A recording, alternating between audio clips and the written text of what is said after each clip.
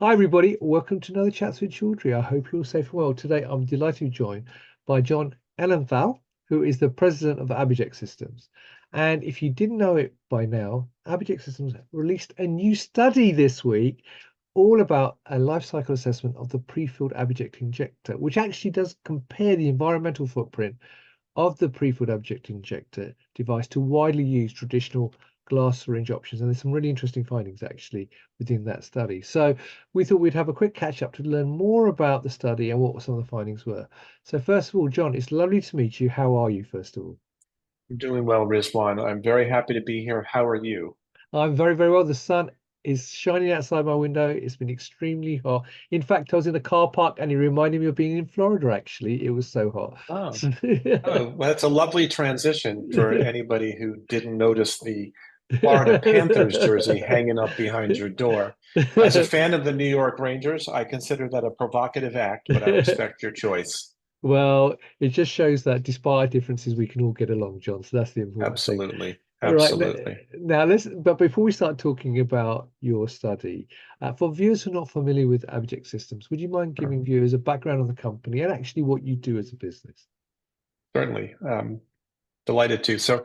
Apiject has been around for the last 4 or 5 years, and we set out to create an entire new category of pre-filled drug delivery devices, starting with injections, with the goal of making a pre-filled device much more affordable and sustainable than the current options. And the entire system that we've built is supported by a complex, I'm sorry, a very compact supply chain and a highly scalable manufacturing process. The goal is to make pre-filled syringes available for most, if not all, injections out there, since they are the best and the highest quality and the safest. Brilliant. Well, look, let's talk more about this study that you've recently published. As I said, it is a life cycle assessment of the prefilled object injector. Right. So, what did the study entail, and have you conducted the study in the first place? I'll answer the second question first, Rizwan. We intuitively understood that our technology was, more environmentally friendly than the current alternatives. The Apiject technology is anchored on two well-known medical technologies. The first is blow-fill seal manufacturing, and the other is high-precision injection molding. For those who may not be familiar with blow-fill seal, it's got to be the most efficient sterile liquid packaging technology known to man. It's been around since the 1960s. It's used to package somewhere like 50 billion sterile doses of sterile liquid every year, mostly ophthalmic and respiratory drugs. And unlike the glass vial manufacturing and filling processes, blow fill seal actually makes the drug container and fills it in one continuous step that takes seconds. And because of that, it's very efficient and it's very popular, but no one had ever figured out before how to use all the advantages of blow fill seal for injection devices. And Apiject is the first to do that. Our category of pre-filled injection devices is based on blow fill seal technology. Right. Brilliant. Now, why do the study? Because our injector relies on blow fill seal, which uses virgin low density polyethylene pellets, LDP pellets. We don't use glass at all. So again, since glass is an energy intensive process, we knew that we would be lower, but we also needed to do a complete life cycle assessment and understand from the making of the materials for the product to the making of the product to the distribution and use of the product and the disposal of the product and all of the steps in between, exactly what was the relative environmental impact of the Apiject device versus the most popular incumbent glass-based devices, so that we could give the industry the information it needs to understand how what we're offering can play into the industry's sustainability goals. Right. And who were the authors of the study, and how was it structured? Yeah, so what's important to note is that Apiject commissioned the study, but we did not do the study. So this was a completely independent study. The two co-authors are Dr. Bob Lighton, who is a well-known economist, and he's the former head of economic research for Brookings, and another PhD, Dr. Matthew Edelman, who is an adjunct professor at Yale with all sorts of experience in emissions modeling, and he also has a senior academic position in environmental matters at Northeastern University. And they were supported in their data collection by and research by Kymanox. But these guys know what they're doing, and they are, Matthew in particular is an expert at life cycle assessments. There's a model that's a standard model that's used, that's been around for decades, that is all about understanding the carbon impact of all the things we do upstream and downstream. So they were the folks that co-authored the study, and then to be consistent with ISO standards, once Doctors Lighton and Eckelman were done with their work, it is sent out to 3 additional experts who review and certify the findings. So it was all done according to ISO standards. Fantastic. Now, obviously, what's really important, so what were some of the key findings of the actual study? So what did you find out when you did the actual study? Yeah, it really confirmed what we thought, but again, it put numbers to it.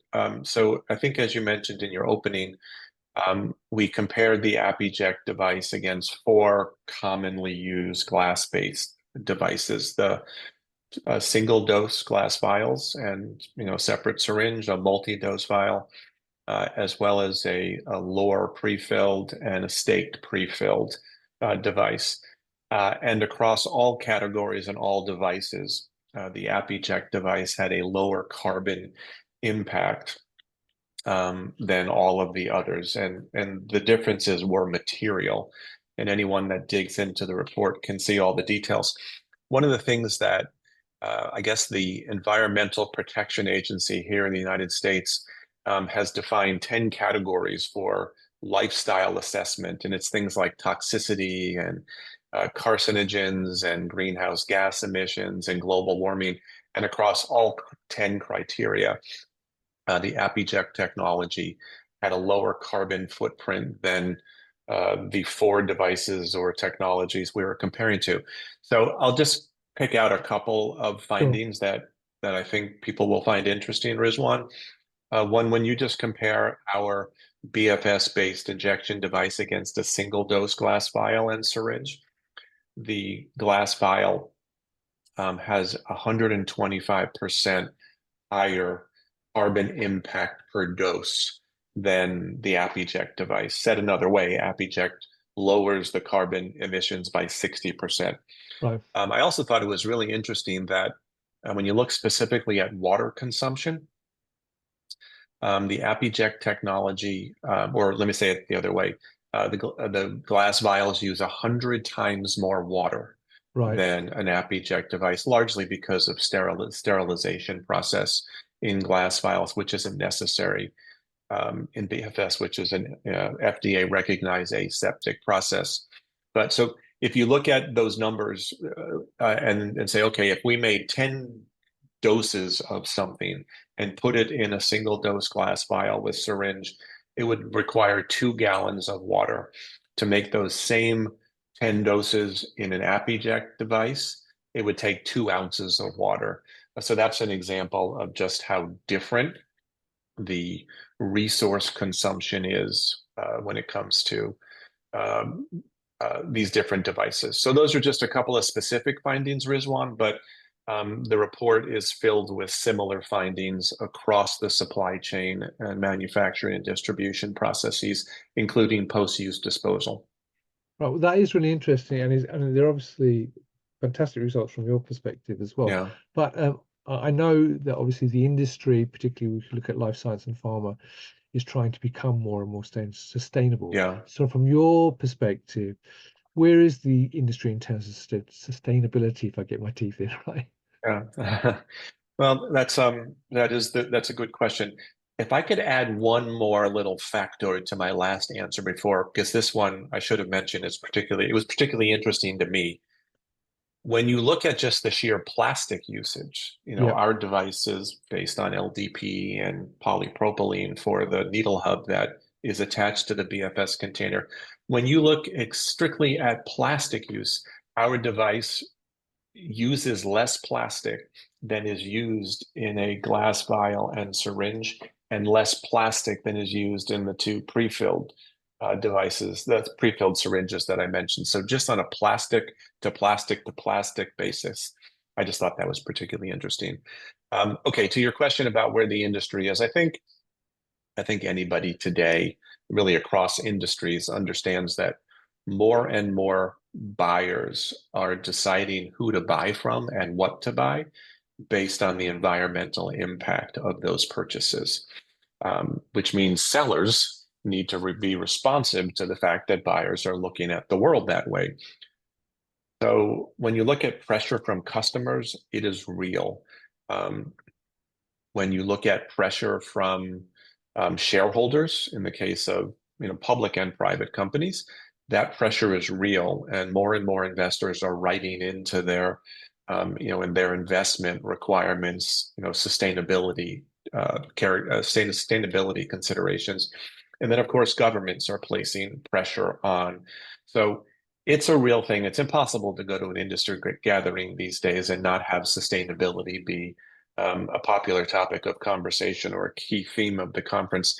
I noticed that the NHS published a net zero supplier roadmap. So basically, any supplier to the NHS is going to need to reach net zero in terms of carbon emissions, and it's going to have to provide the data, the kind of data that's shown in this report. So, look, it's a fact of life. And I think most companies take it very seriously. There's always criticism of some because it looks like they're greenwashing just for public optics. But when you look at the numbers, I think in the United States specifically, healthcare contributes 8.5% of all greenhouse gases. And I think globally the number is close to 5%. So healthcare is a giant contributor to this issue. So there's no way this industry there's no way for this industry to avoid taking it seriously. And in a lot of the discussions I've had with folks in the industry, everyone is indeed taking it seriously. So it's a fact of life now.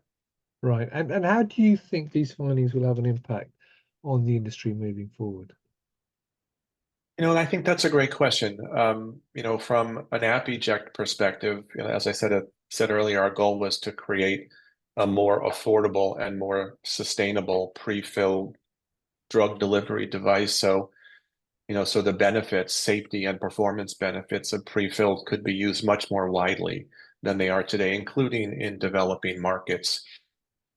And, I think these kinds of results, bring us closer to realizing the full potential of this technology and helping pharmaceutical companies reach their sustainability goals. So, when you can have a pre-filled device as opposed to something that's in a glass vial, especially in a world where self-administration is becoming much more common, certainly helped by the semaglutide drugs, it's,